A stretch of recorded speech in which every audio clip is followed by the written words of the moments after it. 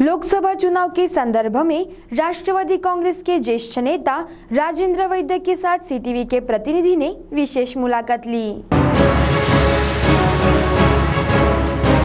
देश में इस समय लोकसभा के चुनाव होने जा रहे हैं और इस समय विभिन्न राजनीतिक पार्टियां एक दूसरे के साथ गठबंधन कर चुनावी दंगल में उतरे हैं। वहीं महाराष्ट्र में कांग्रेस का गठबंधन राष्ट्रवादी कांग्रेस पार्टी एवं मित्र दलों के साथ है, वहीं दूसरी ओर भाजपा का शिवसेना एवं अन्य दल के साथ है और महाराष्ट्र में हमेशा सत्ता इन दोनों गठबंधन ने आपस में बांटा है। कभी इस गठबंधन की सत्ता तो कभी उस गठबंधन की सत्ता रही है और ऐसे में लोकसभा चुनाव को ध्यान में रखते हुए सीटीवी की टीम ने राष्ट्रवादी कांग्रेस के ज्येष्ठ नेता राजेंद्र वैद्य से इस चुनाव के संबंध में तथा अन्य विषयों पर खुलकर चर्चा की। प्रस्तुत है इस मुलाकात के कुछ अंश। सीटीवी न्यूज़ में इस समय हमारे साथ में राष्ट्रवादी कांग्रेस के ज्येष्ठ नेता राजेंद्र वैद्य जी हैं, जिनकी स्वयं लोकसभा क्षेत्र पर काफ़ी पकड़ है और इस समय प्रचार में काफ़ी व्यस्त हैं। तो हम जानना चाहते हैं कि इस समय ताज़ा तरीन स्थिति क्या चल रही है। चंद्रपुर लोकसभा से कांग्रेस, राष्ट्रवादी, रिपब्लिकन पार्टी, कम्युनिस्ट पार्टी, इन सब के 26 दलों का जो आघाड़ी बनी है उसके संयुक्त उम्मीदवार बाळू उर्फ सुरेश धानोरकर, इनको पार्टी ने आघाड़ी ने टिकट दी है।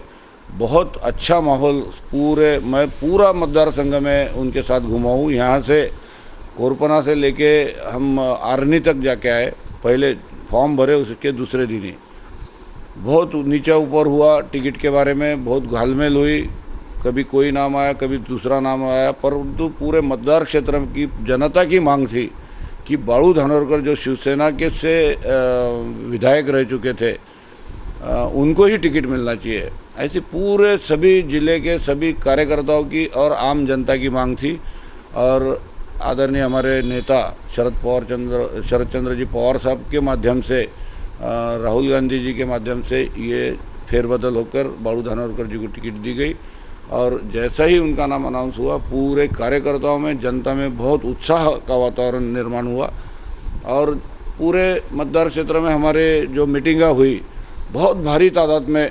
कल भी हम मूल तहसील के पोम्बुर्ना और मूल तहसील में विभिन्न सभाओं में हम साथ में थे। तो 2-2 हज़ार 3-3 हज़ार के एक छोटे छोटे गाँव में 3-3 हज़ार लोगों की मीटिंगें हो रही है।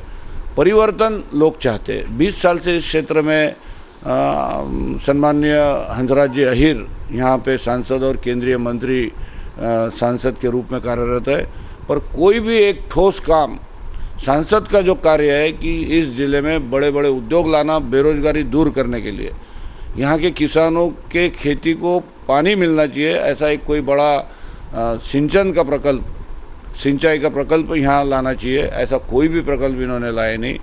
ऐसे कई जो सांसद के कार्य है, कोई अच्छी योजना जो निचले आर्थिक इससे कमकुवत जो लोग हैं उनका जीवन स्तर बढ़ाने के लिए केंद्र द्वारा कोई अच्छी योजनाएं लाना चाहिए। किसान जो संकट में है उनके लिए अच्छे से अच्छे जो कर्ज माफ़ी से लेके अनेक योजनाएं जो कांग्रेस के कार्यकाल में चल रही थी, सस्ते दाम पर उनको यूरिया मिल रहा था, खाद के बारे में, और कोई आपत्ति, नैसर्गिक आपत्ति आई तो उसके लिए केंद्र से पैकेज आके उनको तुरंत दिया जाता था।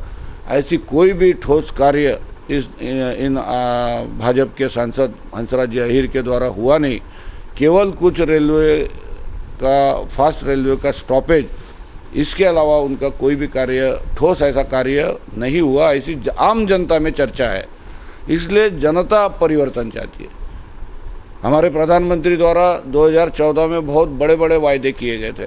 15 लाख रुपए हर विदेश में जमा काला धन लाकर हर भारतीयों के खाते में 15 लाख, 2 करोड़ लोगों को रोजगार, किसानों को 1.5 गुना दाम उनके फसलों को, उनका खर्चा, किसानों के फसलों का खर्चा निकालकर उस पर 50% मुनाफा जो स्वामीनाथन समिति ने सिफारिश की थी उसके हिसाब से इनको किसानों के लिए योजनाएं लागू करने का आश्वासन दिया गया था।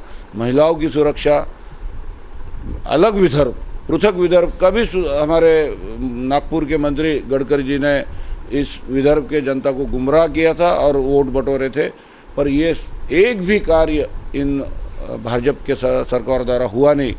इसलिए बहुत रोष इस सरकार के खिलाफ में है बाळू धानोरकर एक युवा चेहरा, नया चेहरा, आक्रामक चेहरा इस क्षेत्र को कांग्रेस पार्टी के रूप में प्रतिनिधि मिला है और जनता में बहुत अच्छा माहौल है। जनता इस क्षेत्र से उनके पीछे खड़ी है और मुझे लगता है कि आने वाले 11 तारीख को इस क्षेत्र से कांग्रेस का उम्मीदवार भारी बहुमतों से कम 1.5 लाख से ऊपर के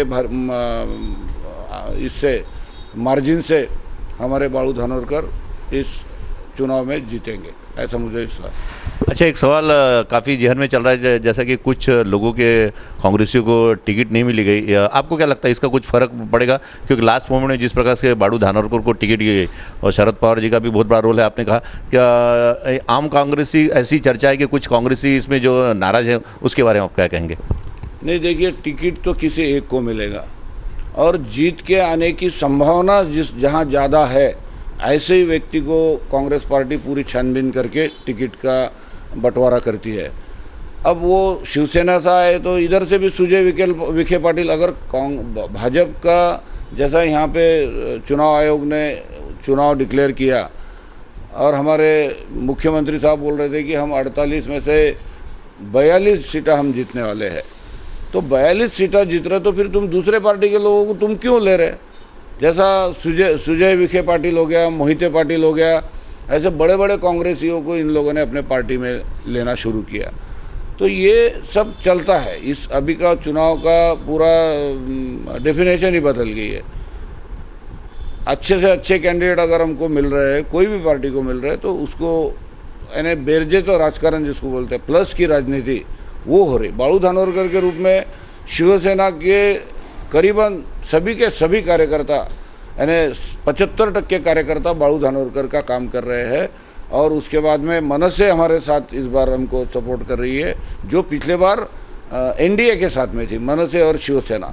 तो ये सब लोग अभी बाळू धानोरकर के साथ में आ रहे हैं, यानी कम से कम 1 से 1.5 लाख वोट शिवसेना और मनसे के राष्ट्रवादी के कांग्रेस राष्ट्रवादी के उम्मीदवार में प्लस हो रहे। जो कांग्रेस और राष्ट्रवादी विचारों के वोट है उसमें ये 1 से 1.5 लाख का प्लस की राजनीति हुई है, इस हिसाब से वो टिकट दी गई है। ये थे हमारे साथ में विस्तारपूर्वक उन्होंने खुलकर चर्चा की जो लोकसभा का चुनाव भी 11 तारीख को होने जा रहा है और किस प्रकार से राष्ट्रवादी कांग्रेस तथा मित्र दलों की क्या नीति है और आने वाले चुनाव में किस प्रकार से उन्होंने सारी बातों का उल्लेख किया। मैं मंटू सिंह, वैभव रुयारकर के साथ CTV न्यूज़ हर कदम खबर की ओर के लिए।